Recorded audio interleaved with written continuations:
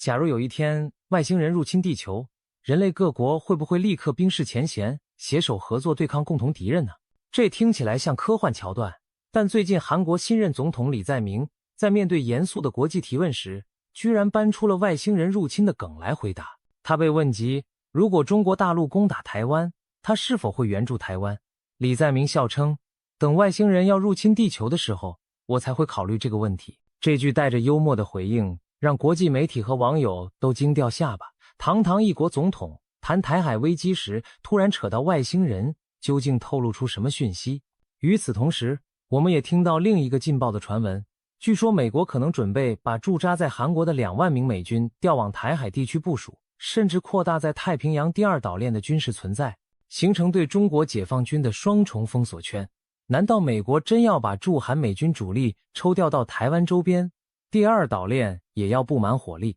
把解放军锁死在第一岛链内？今天的节目，我们就来好好聊聊这一系列脑洞大开的国际话题。从李在明的外星人名言，看韩国对中国、台湾、美国三方关系的立场与外交逻辑，再看看美军移防台海的传闻背后有何战略考量，以及美国如何利用双岛链战略来锁住解放军的出海通道。我们会尝试用轻松诙谐的方式帮大家梳理清楚其中的脉络。准备好了吗？那我们就开始吧。李在明这位韩国共同民主党领导人以敢言著称。2025年6月，他在提前举行的总统选举中胜出，成为韩国新总统。这次大选颇具戏剧性，前任保守派总统尹锡悦因执政风波被弹劾下台，据传他甚至一度试图宣布戒严，引发轩然大波。韩国不得不紧急改选，由立场偏左的李在明接棒执政。李在明上台后，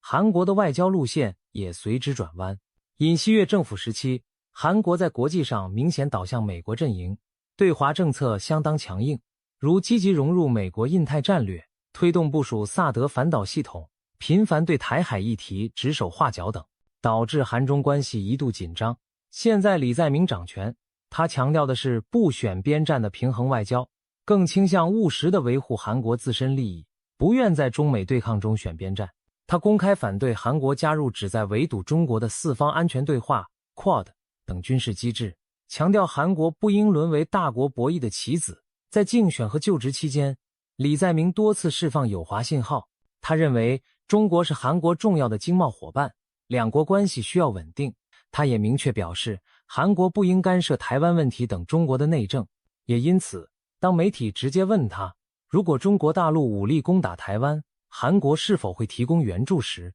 李在明给出了一个出人意料的回答。他没有打官腔敷衍，而是语出惊人地抛出一句，等外星人入侵地球时，我才会考虑这个问题。这话让现场一愣，但也不得不佩服他的机智。表面上是玩笑，实际意思非常清楚，除非人类面临外星人入侵那样荒诞不经的威胁，否则韩国根本不会考虑插手台海战争。李在明的外星人说迅速传开，在国内外引发热议，支持者觉得他幽默又清醒，认为韩国确实没必要替他人火中取栗，反对者则批评他过于亲中，缺乏国际责任感。韩国保守派政客更是借机猛批，有人嘲讽李在明只敢对外星人强硬，对近邻却软弱，也有人拿朝鲜半岛类比，反问，若哪天朝鲜打过来，美国也用外星人做借口袖手旁观，韩国能接受吗？其实李在明早在竞选时就表达过类似立场，他曾直言，不管台海局势如何变化，都与韩国无关，韩国不应插手两岸争端，我们只需要把自己发展好，然后对大陆和台湾都说声谢谢就可以了。这种不掺和的表态在韩国国内引起争议，保守阵营批评他对北京过于示好，担心此举会削弱韩美同盟的互信。值得注意的是，韩国民间对卷入台海战事也并不热心，多项民调显示，多数韩国民众并不支持为了台湾与中国开战，认为韩国的首要安全关切还是朝鲜半岛局势。这种民意基础也让李在明更有底气奉行不介入的政策路线。历史上，韩国曾在越南战争期间派出数万军队协助美国作战，但那是在冷战格局下韩美利益深度捆绑的背景中。而如今面对崛起的中国，韩国显然不愿也无法在半岛以外再开辟战场。这种态度转变正反映出国际形势的巨大变化。在中国那边，李在明的态度无疑正中北京下怀。中国官方媒体对他的务实外交大加赞赏，认为他不选边站的清醒立场有助于稳定中韩关系。毕竟前任尹锡悦政府因为萨德导弹、防疫签证等问题跟北京闹得很紧张，现在李在明明确反对干涉台湾等中国核心利益，让北京大大松了口气。回顾上一届自由派政府文在寅执政时期，韩国其实就曾为缓和对华关系做出过让步。当年因部署萨德系统引发矛盾，中国一度对韩采取限制旅游、封杀韩流等报复措施，韩国经济和文化产业受到冲击。为修复关系，文在寅政府提出过著名的3不政策：不追加部署萨德，不加入美国导弹防御体系，不发展韩美日3边军事同盟。这些承诺在当时有效缓解了中韩紧张。如今李在明作为文在寅的同党继任者，预料也会奉行类似的谨慎方针，小心避免触碰北京最敏感的神经。另外，李在明更关注朝鲜半岛局势，倾向于延续对朝缓和路线，寻求与朝鲜对话。这意味着他不愿在台湾问题上得罪中国，毕竟北京在朝核问题上拥有重要影响力。对于韩国来说，需要中国协助管控朝鲜风险。在这种情况下，远离台海冲突就显得格外有必要。李在明虽然对中国友好，但也没有忽视韩国与美国的同盟关系。他强调韩美合作仍是韩国安全的基石，同时在接受美国媒体采访时也展现了一些微妙态度。例如，他在《时代》杂志专访中称赞驻韩美军对美国遏制中国的政策发挥着关键作用。这番话表面上肯定了美军存在的重要性，但深一层也点出了驻韩美军的战略意图。美军驻扎韩国不光为了防范朝鲜，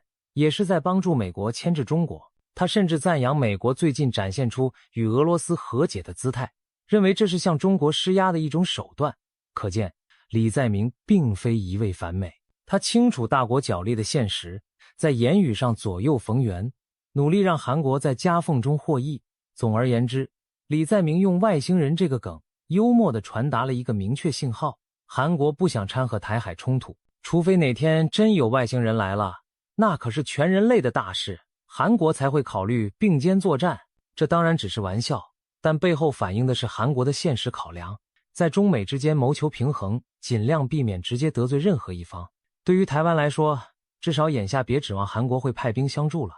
李在明抛出外星人论调的同时，关于台海的另一则消息也在发酵。有人盛传美国计划将多达2万名驻韩美军调往台湾海峡方向。2万美军是什么概念？要知道，目前驻韩美军总数也就约 2.85 万人，2万相当于抽走了将近70%兵力。如果这消息属实，无疑是韩美同盟一次史无前例的大挪移。那么，美国真的有意弃韩保台吗？这个说法究竟从何而来？可信度有多高呢？事情的起因是2025年5月下旬，有媒体爆料称，美国正考虑从韩国撤出约4500名美军，重新部署到印太其他地区，比如关岛等战略据点。消息一出，立即引发韩国以及周边盟国的不安。4500人虽然不到驻韩美军的1/5，但意义非同小可，因为这暗示美军的战略重心可能正从朝鲜半岛转向台湾海峡。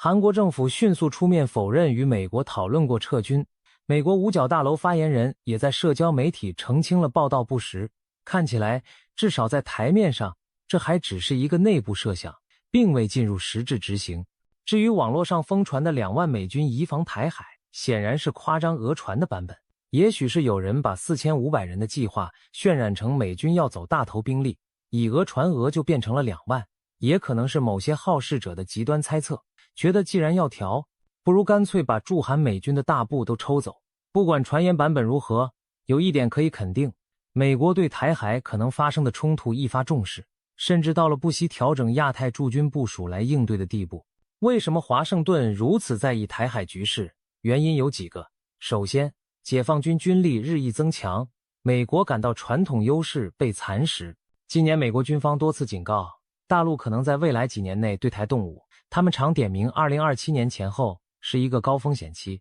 这并非危言耸听，解放军频繁在台海周边军演，军机还频繁越过海峡中线挑衅，被美方解读为武统预演。美国当然要提前准备，免得措手不及。其次，台湾对美国的战略价值不仅在军事，还在经济和科技领域。台湾是全球半导体产业重镇，拥有台积电等芯片制造龙头企业。如果台湾有个三长两短，美国高科技产业将遭受重创，这甚至会危及美国的国家安全。在民主价值观层面，美国也视台湾为印太地区的重要伙伴。一旦台湾被武力吞并，美国在全世界的信誉和盟友信心都会受到打击。再者，从地缘格局来看，若北京通过武统拿下台湾，中国的战略态势将大为扩张。解放军届时可以在台湾岛上驻扎兵力和装备，向东直出太平洋，第一岛链防线将被撕开缺口。这对美国在西太平洋的军事存在和同盟体系是巨大的冲击。美国显然无法容忍这种剧本变成现实。基于以上种种考虑，美国近年来明显加大了保台的力度，对台湾的军售案一件接一件的获批，美台军事交流的频率和层级不断提升。据报道，目前约有500名美国军方人员常驻台湾，协助训练台军，比起过去仅几十人的规模，有了数量级的增长。虽然500人远不及2万那么夸张，但这说明美军在台存在正从无到有，由小到大地扩张。与此同时，美国也在拉紧第一岛链盟友的防务阵线，日本和菲律宾就是典型例子。日本近年来大幅提高国防预算，未来5年将军费开支提高到 GDP 的 2%， 并在西南诸岛部署反舰导弹和防空雷达，把冲绳岛与那国岛一线打造成抵御中国的前哨。菲律宾则在2023年同意向美军开放更多军事基地，其中包括数个靠近台湾的地点，显然是在为可能的台海冲突预做准备。通过强化这些盟友的军事角色，美国在第一岛链的整体威慑力显著增强，在一定程度上也弥补了韩国在台海问题上选择置身事外所造成的缺口。此外，美国、英国和澳大利亚组成的 AUKUS 安全伙伴关系也在布局印太更纵深的地带。澳大利亚将从美英获得核潜艇技术，未来这些先进潜艇可能巡弋于第二岛链乃至更南的海域，为美军提供水下支援。一旦需要，他们能够威胁中国的海上交通线，配合美军实施远程封锁。可以说，从第一岛链、第二岛链到南太平洋的澳大利亚，乃至更远的印度洋，一张围绕中国的军事包围网正在逐步织就。当然，短期内美国还不至于真派2万大兵堂而皇之进驻台湾，那几乎等同于公开撕毁与北京的默契，踩到中国的红线，引发不可测的危机。所以目前华府更可能选择曲线方式强化台海防卫，比如提高在第一岛链其他据点的军事存在，增兵驻日美军，扩大在菲律宾轮驻规模等，同时低调增加对台军事顾问团人数，一旦局势有变，再迅速投入更多兵力。换句话说，美国不会在战前就把大量部队摆上台面，但一旦台海有事，美军增援介入的速度和规模绝不会小。届时，别说2万，再多美军美国也会派过来。值得注意的是，美军在台湾大量驻军其实并非没有先例。早在冷战时期的美台盟友年代，美国就在台驻扎过上万兵力。比如1958年第2次台海危机期间，美军曾大举增派兵力进入台湾，使驻台美军一度高达2万人。直到1979年，美国与北京建交，美军才撤出台湾。从这个角度看，如今盛传的2万美军传闻，倒有几分历史重演的意味，只不过时代背景已截然不同。这次4500人撤韩的风声，也折射出美国战略思路的调整。如果韩国不愿或无法在未来台海冲突中出力，美国干脆提前做好调兵布局，把资源摆到更关键的位置上。而对韩国来说，李在明政府显然也不想被拖下水。如果美国执意要围绕台海集中军力，韩国或许乐见其成，只要美军别全撤光，朝鲜不至于趁虚而入就好。韩国国内不少人担心，万一美军兵力向台湾方向倾斜，朝鲜可能趁机变本加厉地挑衅南方，这才是韩国最不愿看到的局面。当然，美国即便减少驻韩兵力，也不代表会放手不管朝鲜半岛。美军可以通过更灵活的方式在区域内提供威慑，例如加强空军和海军在西太平洋的机动部署，或强调对韩国的延伸威慑、核保护承诺等。长期来看，美国要求韩国和日本承担更多自我防卫责任的趋势可能会加强，而美军则腾出手来专注应对台海与中国挑战。总而言之，2万美军移防台海，目前看只是传闻，但折射出台湾在美国战略中优先级的飙升。台海局势已成为美中博弈的焦点之一，美国军方正在为可能的冲突积极未雨绸缪，不惜重新调整兵力部署。对于台湾来说，这无疑提升了安全感。美国越看重，意味着真出事时越可能得到强力支援，但对北京而言，这同样是一种刺激，甚至可能强化他们及早动手的紧迫感。美中双方在台湾问题上的战略博弈因此更加紧绷，台湾这块棋子的分量也与日俱增。谈完兵力部署，再把视野拉远一些，看看太平洋上的整体战略布局。我们刚才多次提到第一岛链、第二岛链，这可能听起来有些抽象，其实它们是美国在冷战时期提出的地缘战略概念，如今重新活跃在美中博弈的语境中。这一战略构想最初由美国国务卿约翰·福斯特·杜勒斯在20世纪50年代提出，当时针对的主要是苏联和新中国的海上扩张。所谓岛链，指的是西太平洋上由一连串岛屿组成的弧形防线。第一岛链大致包括日本本土、琉球群岛、台湾岛、菲律宾群岛等紧贴着中国东海和南海沿岸，犹如一堵围墙将中国近海半包围起来。第二岛链则更往外延伸，从日本南部的小笠原群岛，经过美国在西太的属地关岛，以及密克罗尼西亚联邦、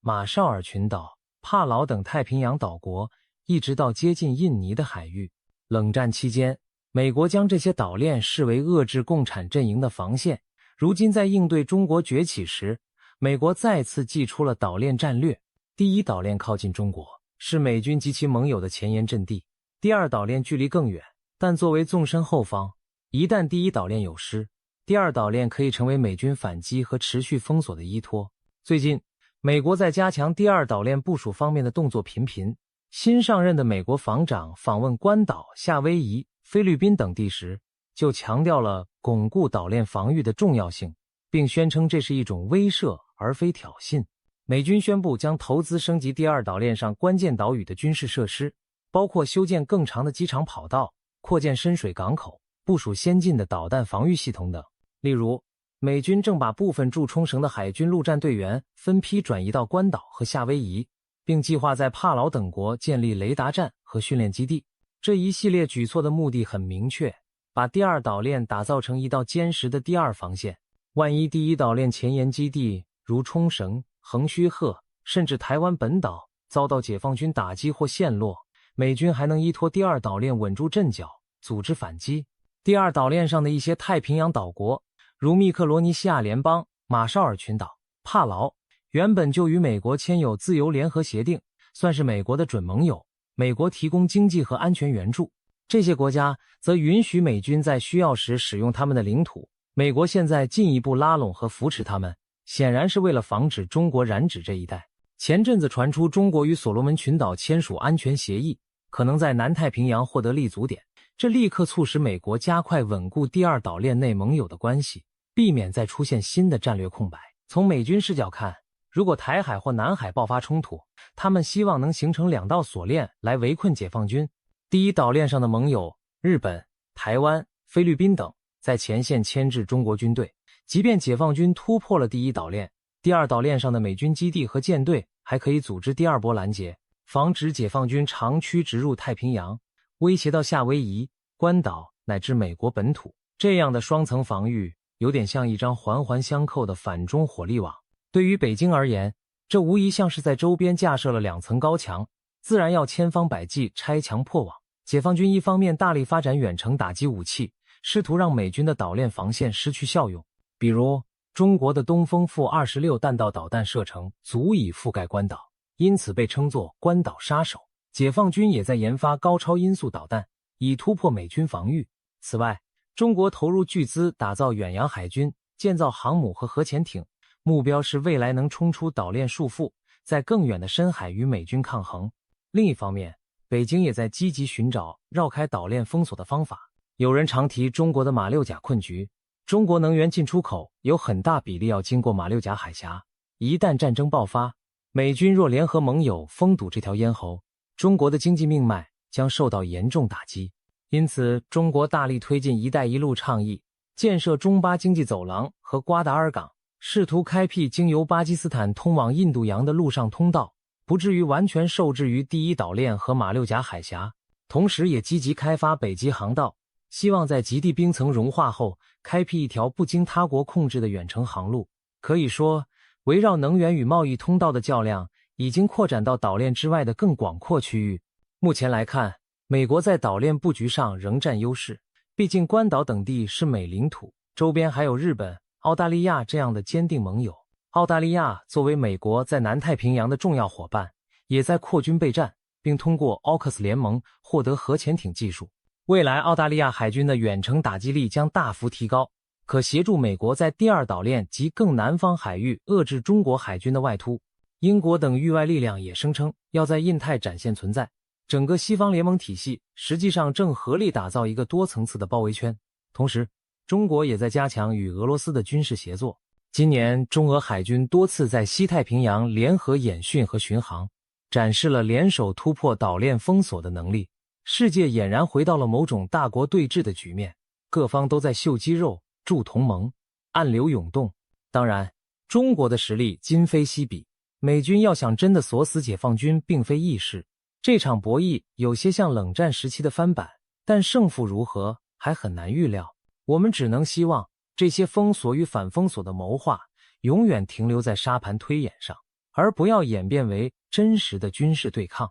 既然开场从外星人聊起，我们不妨脑洞大开，把这个假设进行到底。假如明天真的有外星舰队降临地球，美国、中国、韩国会怎么做？也许我们将见证一幕史诗般的团结场景，美国航母编队和中国航母编队并肩驶向太空战场，韩国军队也终于倾巢出动，毕竟终于等到外星人入侵了。曾经水火不容的对手忽然携手成为盟友，共同保卫人类家园，听起来很振奋，对吧？而且似曾相识，美国前总统罗纳德·里根就曾在联合国假想过类似情景。如果地球遭到外星人入侵，人类之间的分歧将立即消失，所有国家都会团结一致对抗外敌。然而现实是，我们并没有看到天外来客，但各大国间的明争暗斗却从未停止。李在明总统用外星人做比喻，某种程度上是一种诙谐的自嘲和讽刺，意思是除了那种天方夜谭般的极端情况，否则别指望各国会舍弃本国利益而齐心协力。这句话虽然是玩笑，却道出了国际政治的本质。平日里，各国都是各打算盘，各顾各的。美国担心自身霸权地位被中国挑战，中国则认为美国处处在围堵打压自己。像韩国这样的中等国家夹在中美之间，只能小心平衡，不敢贸然选边站队，要让他们放下成见，精诚合作，除非真的出现比彼此更大的威胁，比如外星人。但外星人未必会来，人类却一直在为自身的矛盾付出代价。事实上，当今世界也存在一些如外星入侵般严峻的共同挑战，需要各国联手应对，比如气候变化、全球疫情、大规模难民危机等等。这些问题若任其发展，其造成的危害不亚于科幻电影里的星际浩劫。然而国际社会在这些领域的合作并不令人乐观，反而常常陷入扯皮和内耗。说到底，人类不该真的等到飞碟出现在天边才想起团结的重要。回到台海和朝鲜半岛这些现实问题，我们也只能期望各方多一些理性，少一些火药味。李在明抛出外星人梗，也许正是为了以幽默给紧绷的气氛降降温。毕竟人类彼此间的冲突没有真正的赢家，尤其中美都是核武国家，一旦直接交火，后果不堪设想。这一点中美韩三方心里应当都很清楚。现在他们所做的只是在尽力避免直接触碰彼此的红线，同时又不愿意轻易让步。这种微妙的平衡考验着各国领袖的智慧。我们当然不能指望各国领导人立刻化干戈为玉帛，但至少希望外星人入侵永远只是一个幽默的梗，而非我们不得不面对的真实场景。与其等外星人来逼我们合作，不如我们自己主动学会合作吧。毕竟我们只有一个地球，没有外星人会来替我们拯救。和平与合作还得靠我们人类自己努力去实现。希望在没有真的外星人逼迫的情况下，我们自己也能找到和平合作的道路。